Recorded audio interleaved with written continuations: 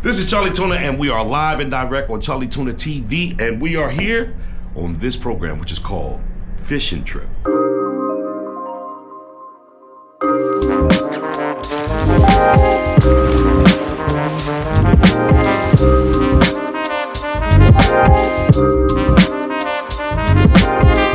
Alright, and so I like to interview the people who I think are extremely interesting and the people who I think may have great answers to these questions, you know what I'm saying? So ladies and gentlemen, we are now being introduced to the ladies of Sweet Lillies, Becca and Julie. Hello. Say hi to everybody. Hi everybody. Hi Charlie. All right, this is Becca, this is Julie, and I've been trying to do this for the longest time. I just never really had the courage until now. It's been 8 jam cruises for me now so far, and I just been slacking. But this time I said I was not. So, I like to ask 3 questions. 2 of them are basically the same for everybody, and then the last one is kind of catered to you guys. So my first question is, and any one of you guys can answer, please tell me how you guys got your name, because like a group like Jurassic, we got our name as an accident. I'll tell you about that later. But how did you guys get your name? This is an interesting question. People ask this a lot. Becca and I were both like in other bands when we met, and we decided together to start the Sweet Lillies. So we're the founding members, and we were like, band names are hard. Yeah. Like, band names are difficult. Yeah. We were like, I don't really want to be clever, you know what I mean? Because no, not that clever. And I was like, what kind of words would represent, like, when people see the name, they can easily associate to the 2 of us. Right. Because we are we're the Sweet Lillies, so what? So we looked up, like flower concepts, because we were like, oh, well, we're both very nature-oriented. We both are big hikers, cross-country skiers. So we could have been like tree bark, you know what I mean? But it wouldn't have worked as well, you know? To it. Right, like Rocky Mountain National Park for a hike, but that would be, you know. So I was like, I love, lilies. Mm-hmm. They're beautiful and they smell beautiful. Like, they really are beautiful flowers. Mm-hmm. But we were also like, well, we have an edge to us. So I was like, well, we could be like the dark lilies, because we're not, sweet, it encompasses a part of us, but we're also kind of savage. Right. Yes, a little bit. So we looked up dark lilies, and we passed it around some promoters and people who were in the industry who could help us with it. And they were like, yeah, but the black lilies, it's too similar. Wow, I didn't even think about that until you said it. Yeah, right. Yeah. Which, as soon as and you hear we fell in love with them, learning about them, And then we were like, well, what about Sweet Lillies? Because we are, we are kind of that way. We're sweet to the world. Like, we care for the world. Yeah.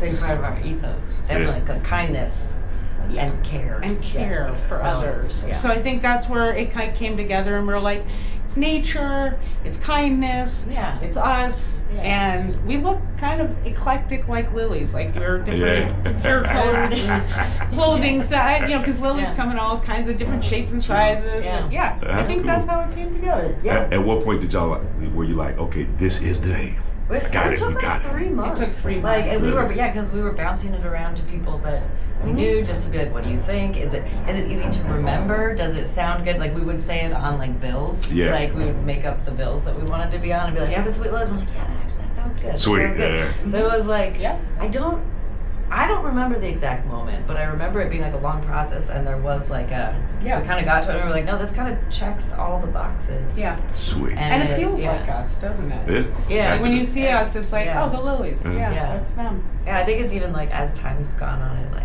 has become more us. Because right at first I was like, okay, I think that's good, but like now I'm like, it really fits. Cool. It keeps fitting more and more. It's just kind of like, you guys are more encompassing. Yeah, it's like who we are now. Yeah, that's cool. Yeah. So now you have it. You know what I mean? Like, our name was a joke. My son's mom heard our first song and said, you guys think you sound like, think you sound like the Fantastic Five, but you sound more like the Jurassic Five as you walked out the room. And I was like, that's it. Told the fellas, but it was 6 of us. So the fellas, that was the first thing everybody was like, it's 6 of us. I was like, so what? And that's what it Right. was. You know what I mean? That's right. It's like, so what? No matter. And I said to everybody, I was like, this will be the talking point. Anybody interviews us, first thing they're gonna say is that. Yeah. So then we got something to just start the point off from there. So that, That's smart. and it worked. And it's very memorable. Like Jurassic 5, everyone knows everywhere. That's crazy. When we say like Becca has rapped with Charlie Tuna from Jurassic, people are like, what? You know, sweet. everybody knows. I got that on camera. Well, and this was also really, I think I told you this, but like she was really young when we first came on the boat, or 6 years ago, and she's pretty young now. She was really young, but she was like, Charlie Tuna's on the boat. I mean, like it's been a very big deal to us. Yes. So Yeah. this is like such a it's a beautiful thing. Yeah. Many of my friends received the first selfie we took together. Oh yeah. Like look. Maybe I was You like, don't believe me? check it out. Oh my god. Yeah. Legend. So dope. Yeah. You heard it first. Okay, second question is, what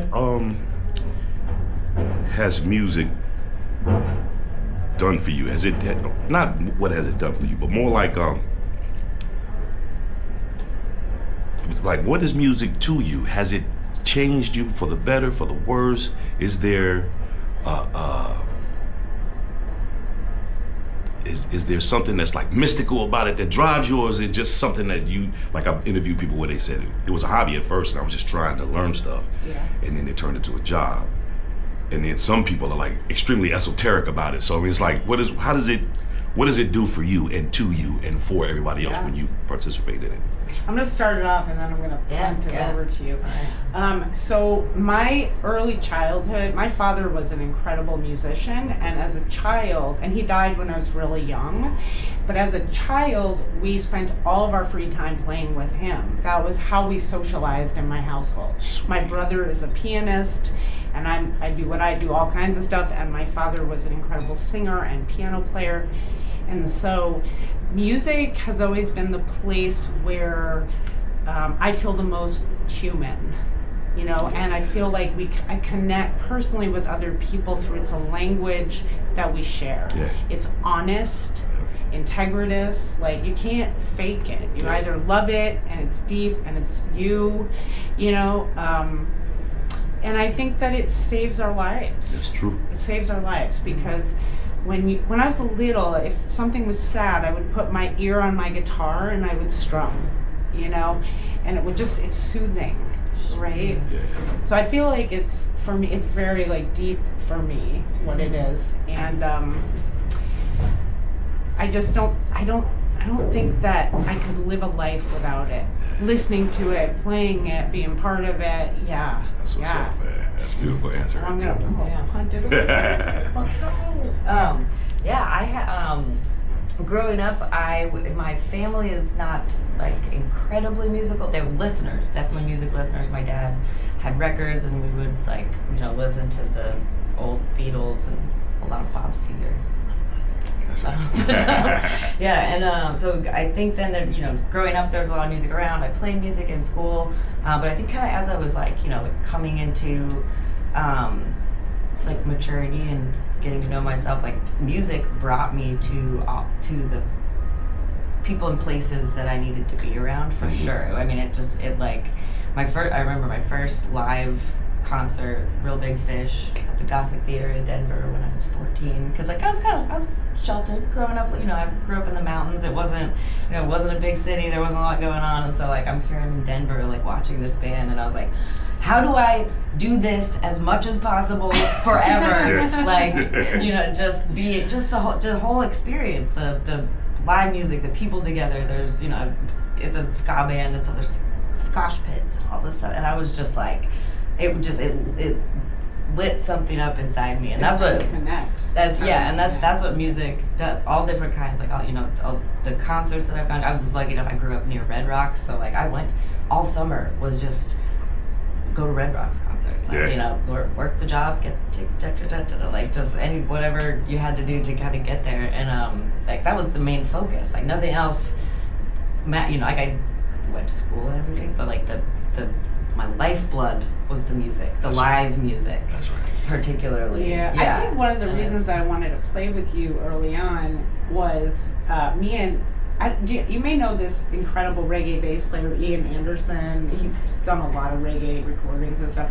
He and I are really close friends, and he was like hanging with me while I was like conceiving of, and we were watching you in a jam circle. We were standing back here, and he looked at me, he was like, see that? Because she would not leave that jam circle.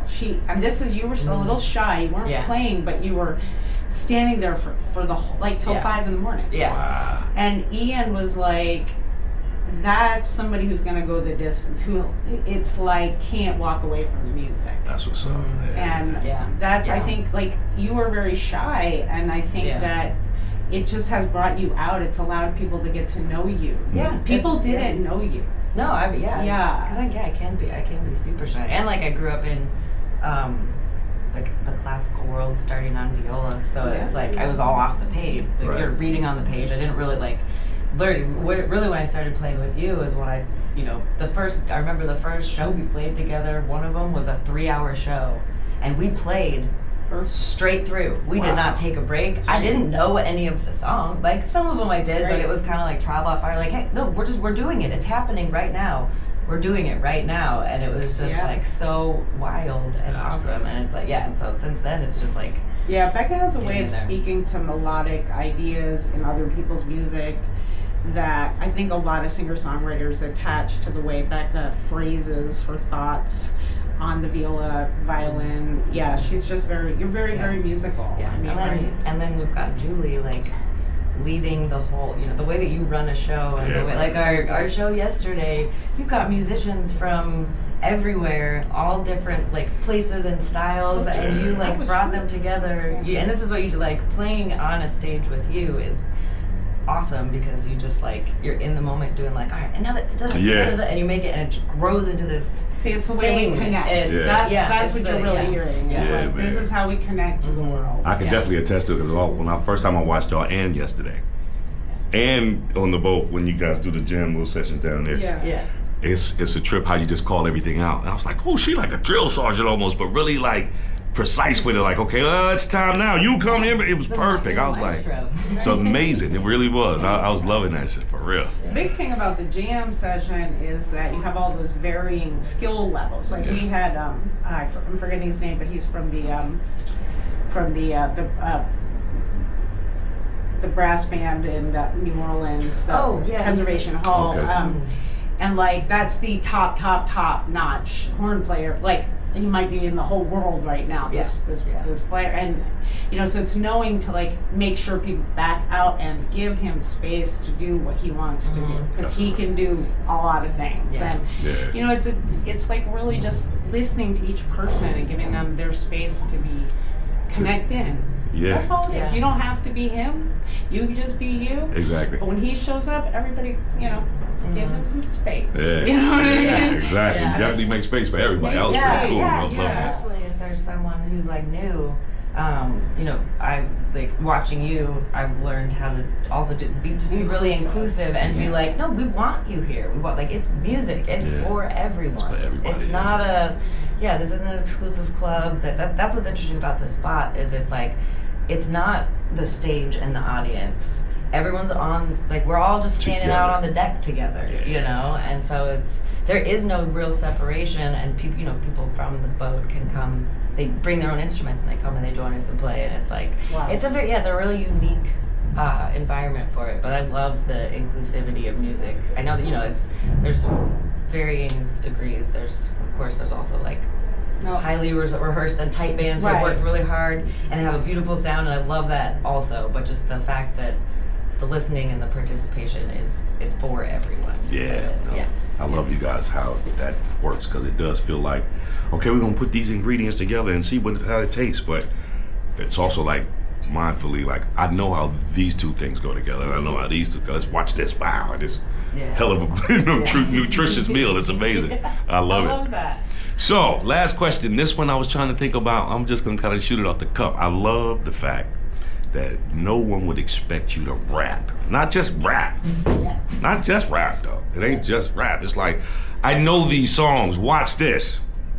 Yeah. And you can hear everything. It ain't a lot of people, you know, especially in this day and age with all these youngsters. And I don't get me wrong, you know, I'm not being that ageist or you know what the fuck. But I'm just saying, like, a lot of kids get into the rap world nowadays, and it's not from a love of the music. It's more like a way out of a situation, and so they try to adapt these recipes, if you will, of what everybody else is cooking, and we're gonna look. You know, it's working for them, so it should work for me, right?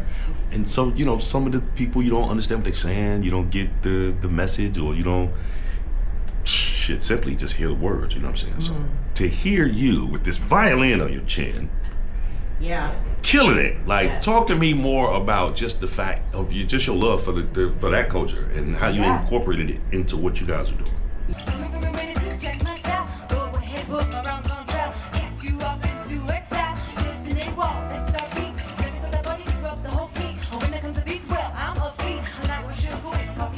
Yeah, well, I mean. Start off by saying that it took a while to convince Becca to rap live because she has so much respect for the medium, and she was concerned about culturally appropriating. Oh, I get that. Like in the beginning, and I think that I love that you care so much about the roots of hip hop and rap, and you understand where it comes from. You know what you're doing. That is, I think, like just foundationally, the respect level is high. Yeah. So, that I can tell for sure. Like it's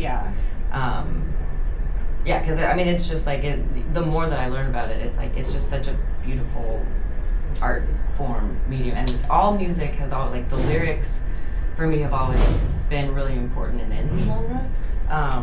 But then you're also a drummer, so you understand. So there's a lot of thoughts in my brain. Let them out. It's all good. I can go on. Let them out. So talented. Yeah, but it is but you're absolutely right. Like having a respect for the origins of the style is of the utmost importance, in my opinion, and an integrity. And having a message to me. In music and just in life, I think is really, really important. And it's funny because like you talk about the enunciation, and that for me is part of the enjoyment of doing it, is figuring out how the words, like how it feels to say them in a way that they come across. Like it's like that's like part of the joy. Is I'm just like, okay, but how do I make my mouth shake? And it's so like it's tactile. That's a cool way to think about it, though. So that part's really fun, and and rhythmically also, I just like rhythm is, foundational to music, of course, and so then having a message and the rhythm and just like the rich feeling of like. Because it's very much uplifting. You're talking about because there's people that you're saying out there they want to get out of a situation, and that's more the focus. But it's kind of I think wrapped into the whole nature of it, because it's like it started. It's meant to bring out joy. Right. It's meant to be a space of joy, and so that can go a lot of different ways. But I guess just for me that's what it is. It's like the message is a key important part of it, because it's always had a very strong message. Hip hop started with a very strong message, and it is for people. Again, music is for people. This is specifically for like people to be well and be with each other and not be part of the systems that exist that are inescapable because they exist in the current way, but as people together we don't have to like abide by the existing paradigm. And so as as a big picture, but then to like in the moment you're taking words and rhythm and sounds and like creating a space where people can like connect in with themselves, connect in with each other, and like then go back out into the rest of the existence that's happening and have something to like hold on to. Yeah. And I don't think she would have done it live were it not for, it was like accidental at rehearsal. Yeah. She was, we were at a rehearsal together, and she was just rapping some piece that I knew that I was very, it's like, that's a great, I grew up in New York City. Right, I could tell. Of course, we fell in love with the genre and the style very young. And I was like, you're really good at that. Because I've tried to, rapping is hard and not everyone can do it. And I know a lot of raps and I sing them for fun, but you don't see me really doing that on stage because you have to articulate the time in the right way. And if you can't do that, it sounds messy and sloppy. It's like anything else. It's like playing this would be sloppy if you didn't know how to do it. But the way, when I heard you, I was like, you really are doing it. You're doing the thing. And you were like, no, I'm not. I'm like, no, but you really, you right. And it's funny, it's funny. Cause like, I would not have known that. But you, having a wide, you've heard, you're in New York, you hear all the stuff. Right. And so like, well, interesting. Yeah, and I was like, I think we should find a way to write in that genre. I was like, we should put in, and we ended up writing a lot of tunes that are both, that have vocal lines that are sung and spoken word lines, and it's just like, it's so moving to me to have both of those things happening. That's one of the coolest thing about you, is the way that when you are rapping, you just like move people along with your, no one does that like Charlie. I appreciate like that. Thank You're you. just like, and you can't not, like, you see what happens to the crowd when you start. It's like, you can't not do that. I appreciate that. I'm grateful that people even respond like that. I love what you said about the enunciation aspect of it too, because I mean, like for me, I'm a visual dude. Like I paint. I can rap, but I paint. Right? That's what I do. Right? Yeah. And so I need to see shit. Like I learn by seeing it, as opposed to even hearing stuff. Like if I can see it, it's there. But I got to keep, Yeah. So I write like building a wall. Like each word is like a brick kind of, and it's a certain way that bricks line, and then I gotta make them all fit. You know what I mean? In a way, it's some weird shit that I do in my head, but it works. Yeah. Because it keeps my rhythm, and maybe the mortar is a little thicker here, so it's a little space. And it's just all these different things that go in my head. So I was loving how you described that. That was amazing. That's cool. As well as you, like how you were saying. What I'm saying? It's true that it is a percussive thing and a rhythm thing, and if you don't do it right, you can't do it. You just can't and do you it. shouldn't do it. I appreciate You that. shouldn't do it because it's not the thing. That's right. Yeah. I'm gonna try to come by tonight and get some of y'all thing on the camera so people can see what the hell y'all doing for real. That's what's up. You know what I mean? For real. Yeah, But ladies, last night. It's the last night. That's what I'm saying. It's the a little last night. shorter tonight. Usually it's a couple hours instead of 4 down there. So What time you guys start? 2. Okay, cool. I'll be Yeah, down there. yeah. Man, this is so great. And while we out here on these sand dunes, so crazy to me. I know. Once again, ladies and gentlemen, we have the Sweet Lily ladies, and I appreciate you guys for having me Thanks here. so Thank you much guys for for letting me having interview us. guys. I appreciate it. We're I'll so let you guys know when this is about to come out. This is all like prototype right now, but it'll eventually. I'm trying to kick my YouTube page off better. It sucks right now, but anyway. Exactly. So once again, ladies and gentlemen, Charlie Tuna TV, Fish and Trip. Woo. Jam Cruise 22, Sweet Lillies. All right, Thank you, respect. everybody.